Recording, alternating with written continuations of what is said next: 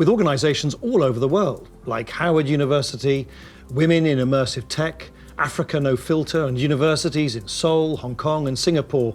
And this is crucial because, as we've said, the metaverse isn't something we're building so much as it's something we're building for.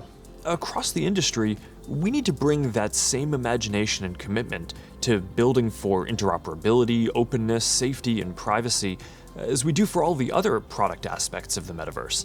These have to be fundamental building blocks, just like the other software and experiences that we've been talking about. Right. All right, thanks, Nick. So, one thing that we haven't talked about much yet is the future of hardware that will help bring the metaverse to life. We're working on multiple new products to advance the state of the art, unlock richer social interactions, and make it a lot easier to be productive. That must be Angela, our head of VR devices. Hey, Angela. Hey, Mark. Is that what I think it is? I sure hope it is. All right, come on in. So, what do you think is the most exciting thing that we're working on right now? That's hard to say. You know, we have such an exciting pipeline.